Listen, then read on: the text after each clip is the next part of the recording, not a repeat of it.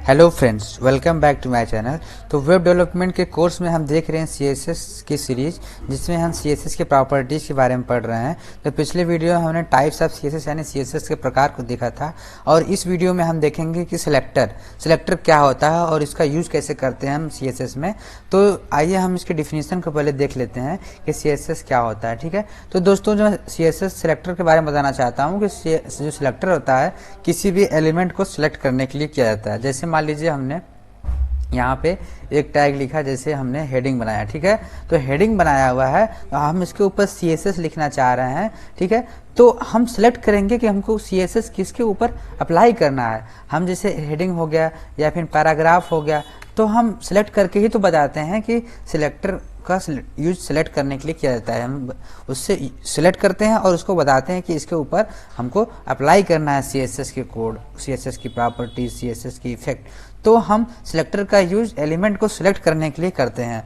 तो सिलेक्टर यहाँ पे कई प्रकार के होते हैं। ठीक है, तो selectors which are identifying any tag of HTML some symbol used in selector like as dot, hash, asterisk हो गया, फिर टैग नेम हो गया। ठीक है, हैश का भी यूज करते हैं। तो इन सारी चीज़ों को हम इस वीडियो में देखेंगे कि सिलेक्टर कौन कौन से होते हैं। ठीक है, तो selectors are play important role, without selector we can not use internal CSS and external CSS. तो दोस्तों मैं बता देना चाहता हूँ कि सीएसएस एक बहुत ही महत्वपूर्ण अपना रोल निभाता है, क्योंकि इसके बिना हम ना तो इंटरनल सीएसएस अप्लाई कर सकते हैं और ना ही एक्सटर्नल सीएसएस। तो सीएसएस में हम सिलेक्टर को देख रहे हैं, तो हम देख रहे हैं कि टाइप्स ऑफ सिलेक्टर। तो सिलेक्टर 5 प्रकार के होते हैं। एक होता है आईडी सिलेक्टर, और एक होता है क्लास सिलेक्टर, और एक होता है एलिमेंट सिलेक्टर, और एक होता है ग्रुप सिलेक्टर, और एक होता है यूनिवर्सल सिलेक्टर। तो हम इन पांचों को देखते हैं कि इसका सिंटैक्स कैसे होता है। ठीक है, तो हम नंबर 1 से स्टार्ट करते हैं। ये हो गया आईडी सिलेक्टर। तो आईडी सिलेक्टर को हम सेलेक्ट करने के लिए हैश सिंबल का यूज करते हैं। तो इस तरह से लिखेंगे, जैसे हैश हो गया, और यहाँ पे आईडी का नाम, आपने जो भी आईडी आप टैग बनाते वक्त दिए होंगे। तो अभी इस चीज़ को हम एग्जाम्पल के भी थ्रू देखेंगे तो और आप बेहतर समझेंगे। तो इस तरह से इसको हम लिखते हैं हैश आईडी नेम, और इस तरह से करली ब्रैकेट ओपन होगा और करली ब्रैकेट क्लोज होगा, और इसके बीच में हम सीएसएस के कोड को लिखेंगे। ठीक है, तो ये हो गया आईडी सिलेक्टर। अब सेकंड हमारा है क्लास सिलेक्टर। ठीक है, तो क्लास सिलेक्टर को हम सिंटेक्स देख रहे हैं यहाँ पे। तो इसको यूज करने के लिए यहाँ पे हम पहले डॉट लगाते हैं और उसके बाद क्लास का नाम लिखते हैं। ठीक है, यहाँ पे क्लास नेम हो जाएगा, और फिर उसके बाद करली ब्रैकेट ओपन, फिर करली ब्रैकेट क्लोज, और इसके बीच में हम सीएसएस कोड को लिखेंगे।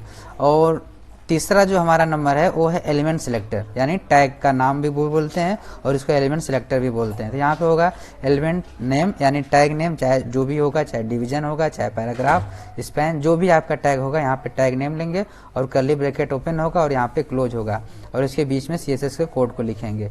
ठीक है, और चौथा नंबर हो गया हमारा ग्रुप सिलेक्टर, यानी ग्रुप में हम यहाँ पे टैग को सिलेक्ट करते हैं, एलिमेंट को। ठीक है, तो यहाँ पे हो जाएगा टैग नेम 1 और यहाँ पे कामा, टैग नेम 2, टैग नेम 3, यानी जितने टैग के ऊपर आप जो सीएसएस के कोड को अप्लाई करना चाह रहे हैं, तो यहाँ पे आप कामा देके यहाँ पे इसको टैग का नाम को लिख लेंगे। ठीक है, ये हो गया। और 5वां नंबर पे हो जाता है हमारा यूनिवर्सल सिलेक्टर।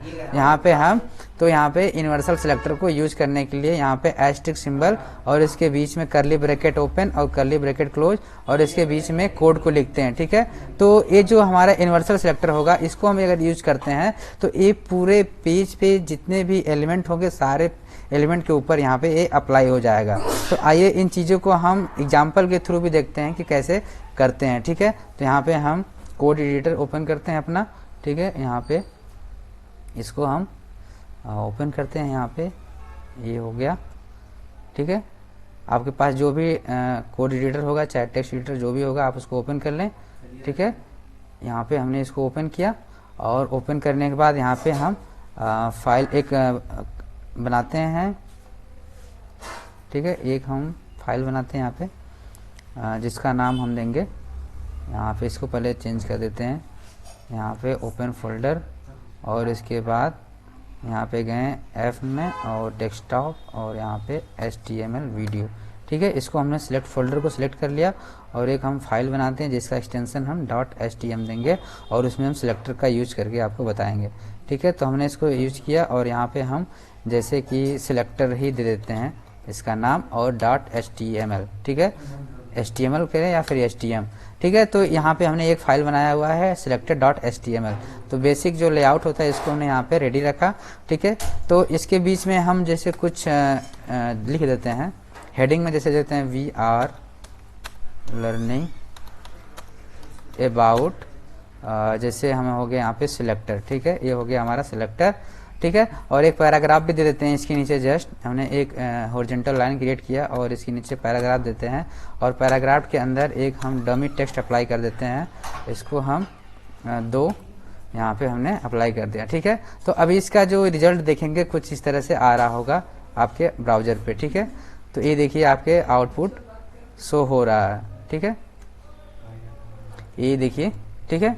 तो देखिए हमने दिया heading we are learning about selector, और यहाँ पे डमी टेक्स्ट जो अप्लाई हुआ है, ठीक है, पैराग्राफ में है और ये आपका हेडिंग में है, ठीक है। और यहाँ पे एक जो हॉरिजॉन्टल रो लाइन क्रिएट हुई है। तब इसके ऊपर हम जो पहला हमारा नंबर था एलिमेंट सेलेक्टर, ठीक है। तो एलिमेंट सेलेक्टर का यूज करके हम यहाँ पे इसको CSS के कोड को लिखेंगे। तो हम एलिमेंट सेलेक्टर का जो अभी सिंटैक्स देखे हैं, तो सबसे पहले हम लिखते हैं यहाँ पे, यदि हम इंटरनल CSS यूज कर रहे हैं तो यहाँ पे हमको लिखना होगा हेड सेक्शन के अंदर स्टाइल टैग, और स्टाइल टैग के अंदर यहाँ पे हम लिखेंगे एलिमेंट का नाम, ठीक है। तो हम लिखना चाह रहे हैं हेडिंग के ऊपर, तो हम लिखेंगे H1, ठीक है, H1 हो गया, और इसके बाद करली ब्रैकेट ओपन और करली ब्रैकेट क्लोज, ठीक है। यहाँ पे हम CSS के कोड को लिखेंगे, ठीक है। तो यहाँ पे हम लिखते हैं जैसे हम क्या करना चाह रहे हैं, जैसे इसका कलर चेंज करना चाह रहे हैं, ठीक है, कलर दे देते हैं, जैसे यहाँ पे रेड हो गया, ठीक है। और इसके फॉन्ट साइज भी चेंज करना चाह रहे हैं, ये हो गया फॉन्ट साइज, जैसे मान लीजिए 50 पिक्सल हो गया, ठीक है, ये 50 पिक्सल हो गया यहाँ पे हम।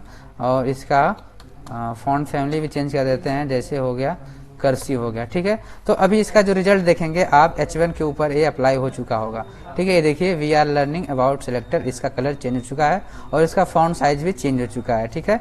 तो ये हो गया हमारा एलिमेंट सेलेक्टर, ठीक है। यदि आप इसको हम अब हो गया, अब इसको ID सेलेक्टर बनाते हैं, ठीक है। तो यहाँ पे H1 में जाएं और यहाँ पे जहाँ पे ये H1 टैग ओपन है, यहाँ पे हम देंगे ID, एट्रीब्यूट होता है ID, और ID का नाम आप कुछ भी दे सकते हैं, जैसे ये ID आपके पूरे पेज में एक यूनिक होगी, किसी भी दूसरे एलिमेंट की ID सेम नहीं होगी, ठीक है। तो इसका हम जैसे नाम दे देते हैं, जैसे SS, ठीक है, ये SS हो गया, ठीक है। इसका हमने ID दिया SS, और इसके बाद यहाँ पे जो स्टाइल टैग के अंदर हम लिख रहे हैं, यहाँ पे लिखेंगे SS, ठीक है। तो ये हमारा हो जाएगा ID सेलेक्टर, ठीक है। तो इसको हम लिखते हैं हैश लगा के, तो यहाँ पे सबसे पहले लिखेंगे हैश, ठीक है, ये हो गया हैश, और उसके बाद एलिमेंट जो ID का नाम है, ठीक है, ये हो गया SS। तो अब इसके ऊपर जो इफेक्ट आपको देखने को मिल रहा होगा, ठीक है, इसका हम कलर चेंज कर देते हैं ताकि ये जो पहले वाला था वो ना दिखे, ठीक है। यहाँ पे हम कलर चेंज कर दिए, तो अभी देखेंगे रिजल्ट आपके सामने है, ठीक है। ये देखिए इसके ऊपर ID सेलेक्टर का जो सिंटैक्स था इसके ऊपर अप्लाई हो चुका है, ठीक है। तो इस तरह से हम ID सेलेक्टर का यूज करते हैं। अब हम देखते हैं कि क्लास सेलेक्टर क्या होता है। तो क्लास सेलेक्टर जैसे कि यदि हम एक एलिमेंट से अधिक के ऊपर एक ही CSS की प्रॉपर्टीज को अप्लाई करना चाह रहे हैं, तो वहाँ पे हम क्लास सेलेक्टर का यूज करते हैं। जैसे यहाँ पे हम गए, ठीक है, H1 में गए, हम क्लास दे देते हैं, यहाँ पे एट्रीब्यूट है इसका, जैसे मान लीजिए SS दे देते हैं, ठीक है। तो यहाँ पे इसका भी जो क्लास SS है, और पैराग्राफ का भी हम क्लास SS दे देते हैं, जैसे यहाँ पे गए क्लास SS, ठीक है। तो एक क्लास एक से अधिक के ऊपर अप्लाई होता है यहाँ पे CSS की प्रॉपर्टीज, ठीक है। तो क्लास के लिए हमने सिंटेक्स देखा था कि जो डॉट लगा के इसको यूज करते हैं, ठीक है। यहाँ पे मैंने लिखा डॉट, और इसके ऊपर इसके बाद लिखा मैंने यहाँ पे क्लास का नाम, चाहे जो भी हो, ठीक है। तो ये देखिए यहाँ पे H1 का भी क्लास का नाम SS है, और यहाँ पे पैराग्राफ का भी नाम क्लास SS है। तो अभी दोनों के ऊपर जो CSS की प्रॉपर्टीज सेम अप्लाई हो रही होगी, ठीक है। देखिए ये सेम प्रॉपर्टीज CSS की दोनों टैग के ऊपर अप्लाई हो रहा है, हेडिंग के ऊपर भी और यहाँ पे क्लास के ऊपर भी, ठीक है। तो इस तरह से आप इसको यूज करते हैं, ठीक है। एक से अधिक जितने भी आपके टैग होंगे, यदि उसका आप क्लास का नाम सेम देते हैं, तो एक जो भी CSS लिखेंगे तो सारे एलिमेंट के ऊपर वो अप्लाई हो जाएगा, ठीक है। तो ये हो गया क्लास सेलेक्टर। अब हम देखते हैं कि एलिमेंट सेलेक्टर हो गया, क्लास सेलेक्टर हो गया, और ID सेलेक्टर हो गया। अब हो जाएगा ग्रुप सेलेक्टर, ठीक है। यहाँ पे हम देते हैं ग्रुप सेलेक्टर, जैसे यहाँ पे हम इसको हटा देते हैं, ठीक है। इसको हटा देंगे तो पहले जैसा हो जाएगा हमारा, इसको हमने इस तरह कर दिया, ठीक है, ये इसको हटा दिया, और यहाँ पे हम देंगे ठीक है। अब हम देंगे ग्रुपिंग सेलेक्टर का यूज करके बताएंगे, ठीक है। तो हम चाह रहे हैं कि H1 के ऊपर अप्लाई हो और किसके ऊपर अप्लाई हो, पैराग्राफ के ऊपर अप्लाई हो, ठीक है। तो अब दोनों के ऊपर ये जो प्रॉपर्टीज अप्लाई हो रहे होंगे, ठीक है। इसका हम कलर चेंज कर देते हैं ताकि इसको इफेक्ट देखने को मिल जाए, ठीक है। अब हम देखते हैं कि क्या होता है, ठीक है। ये देखिए ये दोनों के ऊपर अप्लाई हो रहा है, ठीक है। तो इस तरह से आप चाहे जितने भी टैग हो गए, जैसे मान लीजिए एक और पैराग्राफ बनाते हैं, ठीक है। एक और पैराग्राफ हो गया और सॉरी यहाँ पे पैराग्राफ ना बना के एक और हम हेडिंग लेते हैं, जैसे H4 हो गया, ठीक है। H4 को हम कुछ जैसे कि लिख देते हैं हेलो, ठीक है। ये हेलो हो गया, ठीक है। अभी इसका जो रिजल्ट देखेंगे कुछ इस तरह से आ रहा होगा, लास्ट में देखिए ये हेलो दिख रहा है, ठीक है। लेकिन हम चाह रहे हैं कि इसके ऊपर भी जो CSS की प्रॉपर्टीज अप्लाई हो जाए इसी के साथ ही। यहाँ पे कामा लगाएंगे और यहाँ पे लिखेंगे H4, ठीक है। तो अब इसके साथ भी इसके ऊपर अप्लाई हो चुका होगा, ठीक है। ये देखिए हेलो, ठीक है। इसके ऊपर भी CSS की प्रॉपर्टी अप्लाई हो चुकी है। तो एक साथ इन सारे के ऊपर प्रॉपर्टीज अप्लाई हो चुकी हैं, ठीक है। अब हमारा जो लास्ट है वो हमारा यूनिवर्सल सिलेक्टर जो सारे टैग के ऊपर अप्लाई होता है, ठीक है। तो यहाँ पे हम जैसे कि इसको हटा देते हैं, इसको यूज करने के लिए यहाँ पे एस्ट्रिक सिंबल लगाएंगे, ठीक है।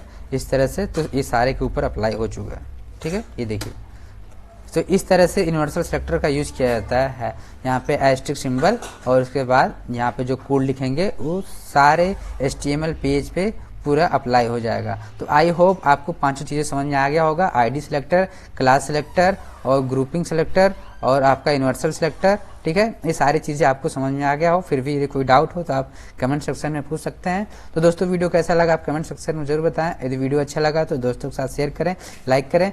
यदि आप चैनल पर पहली बार आए हैं तो चैनल को सब्सक्राइब कर लें। तो मिलते हैं नए वीडियो में नए CSS प्रॉपर्टी के साथ, तब तक के लिए धन्यवाद।